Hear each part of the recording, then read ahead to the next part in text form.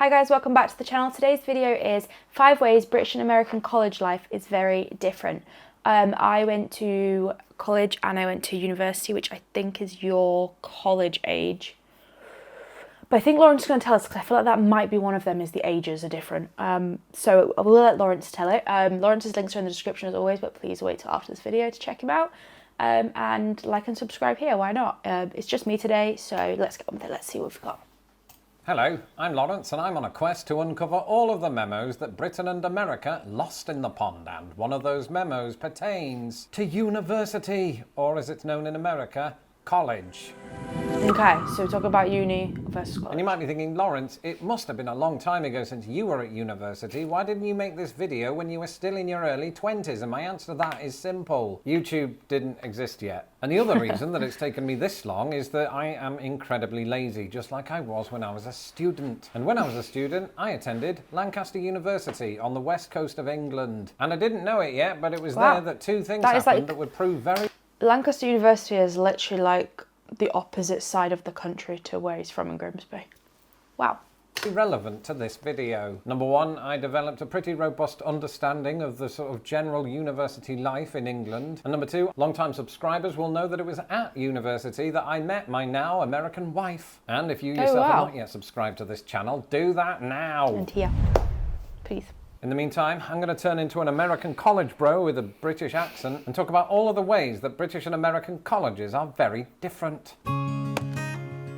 We cannot talk about this topic without first talking about some of the ways that university terms differ on either side of the pond. As I've already pointed out, institutions of higher education are usually known as university in the UK. And so obviously you guys go to school until you're 18.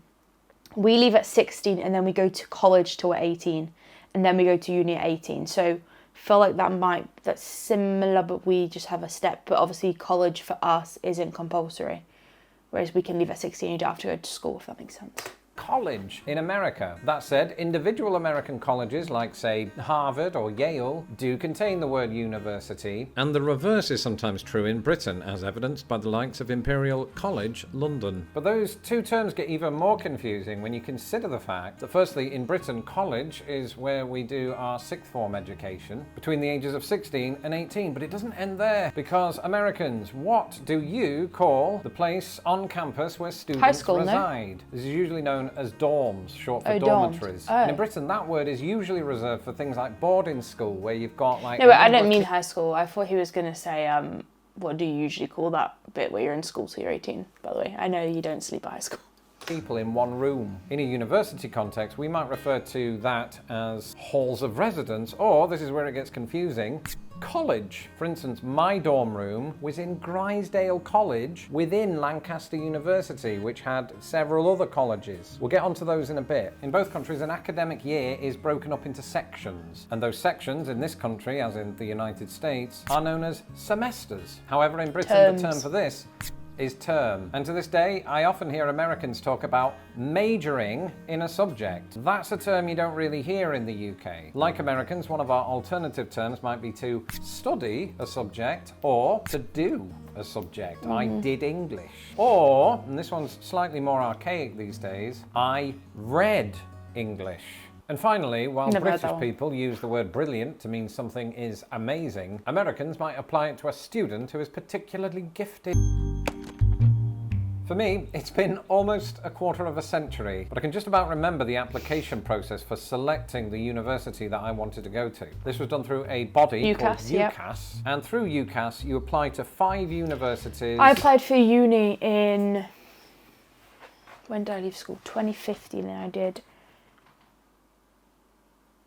2017 I started uni and it was UCAS still. In the subject that you want to study. So in my case that was English language, and I applied to Wolverhampton, Edge Hill, Sheffield, York and Lancaster. York rejected me even though I got the grades they wanted, and Lancaster accepted me. So I know who I would side with in the War of the Roses.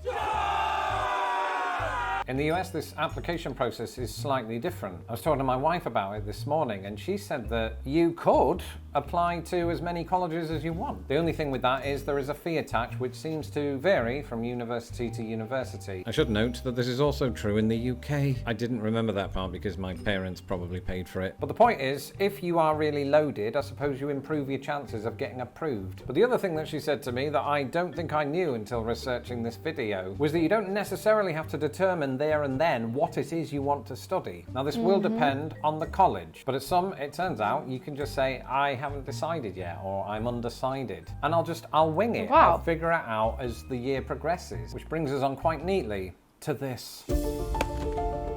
That's right, the academic portion of university. The academic side of things is vastly different from one country to the other. Firstly, there's the timeline. I finished and started my undergraduate degree in 3 years. And that's not because I'm some sort of gifted child, although Mum, if you want to confirm in the comments. It's also because that's just the norm for most non-scientific degrees in the UK. But from those American friends or girlfriends of young dashing Lawrence, I discovered that the norm in America is 4 years. And at first I couldn't wrap my head around why it took an extra year just to learn shit. And I suppose it's because in America, during that first year particularly, they take other classes, often general studies, that have nothing to do with the major. In fact, that major could and often does change. In fact, according to most estimates, at least a third of US students change their major at least once. In the UK, there is less flexibility around this because, well, our choice of major is declared during the application phase and plays a big part in the university's decision to accept us. In Britain, for all 3 years, you focus on your major and maybe some minors as well. For example, I did linguistics and creative writing. And my grades looked a lot different to those of my wife, and not just because she tried harder. You see, while an A grade or a first is anything above 70% in the UK, American undergraduates must achieve 90% or above to attain the same grade. At the other end of the spectrum, anything below 60% will earn you a fail in the US, while British students can still pass with a score as low as 40. And you might be thinking, ooh, Lawrence, does this mean that grades are earned differently in each country? And the answer to that is yes. While the final grade for a US undergraduate hangs on their grade point average, or GPA, the fate of British undergraduates is determined by their performance in end-of-year exams, as well as their dissertation. I'm also under the impression that in the UK we have more lectures than American students might be used to, which is why I slept through half of my degree. That said, it's not the only reason. That's right, the other reason that I found myself waking up at 2 p.m. was campus culture. That is all of the things that embody the social aspects of university life. In Britain, these centre around a couple of things, one of which is drinking. Now, bear in mind that in the UK, the legal drinking age is 18. So when you get to university, even in your first week, which is known as Freshers' Week, you not only get absolutely bladdered if you are the sort of person that drinks alcohol, but it's encouraged by the student union because everyone does it. It's legal, there's no problem. This I found to not be true in America, where, of course, students drink. But remember that half the students, the younger half, are underage, and under those circumstances it's so hard to market your on-campus events and things like that as an opportunity to get drunk. Now that might be a good thing, because I remember during my own Freshers' Week I got absolutely rat-arsed every night, and when I was at university, drinking seemed to fuel a lot of the inter-college rivalries. Like the Grisdale College people really didn't like the Pendle College people, and so if one person drank enough tequila and the wind blew in a weird direction, another person might have their trousers pulled down just because they happen to belong to different accommodation. Now, thankfully, you don't encounter that specific issue in the US very much,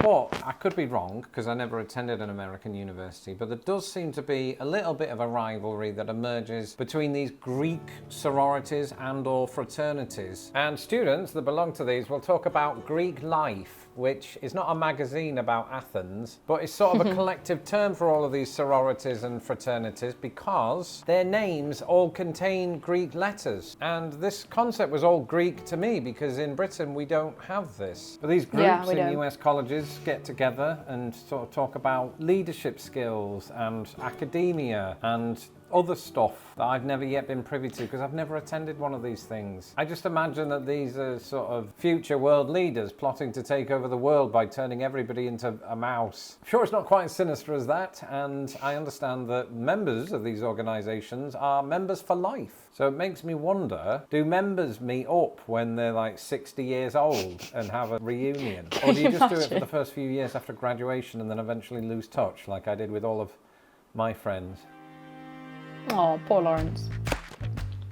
When I was at university, This is going to be a very different one. Very, very, very different. I don't think I remember anyone playing sports at university when I was at uni or even at college. So this is a big one, I think. in England, there were two ways that you could tell who was an American student. Number one, how they pronounced everything. And number two, they like to wear sweaters and or hoodies denoting the university from whence they came. And I think this is a big difference between British and American students. It's not that we can't buy regalia pointing out our university. It's just that it's not such a big deal to us. And it's not a case that Americans happen to be part of alumni programs like my wife is and that the British somehow aren't, because we are. I get these magazines, or at least I used to until they started making me feel old. It's that America puts much more of a national focus on university sports teams than we do in Britain. So if there's a major event on, like the college basketball tournament that happens every March, people who graduated from the university that happen to make it to the final and sports harder than the other team get to cheer for that. We don't have anything equivalent to that in the UK except the Cambridge versus Oxford rowing. And most of us didn't go to Cambridge or Oxford. Literally that. And most of us don't know how to row. So we have no real need to maintain this strong affiliation with our university once we leave. Yep. And so in conclusion to a video into which I put more effort than most of my university essays, I would say that that tells you a lot about how bad those essays were. If you've been to college and or university... That was a good one. Definitely very different. I feel like I would have liked to have gone to university in America. I feel like it's more fun. Yeah, I feel like we literally went, did the work, and that's it. Like, you guys have all the sports and all the outside fun stuff, which helps you get through it. So I wouldn't have minded it being a year longer if it meant we had a bit more fun. But yeah, make sure you like and subscribe, and we'll see you in the next one, guys. Have a great day.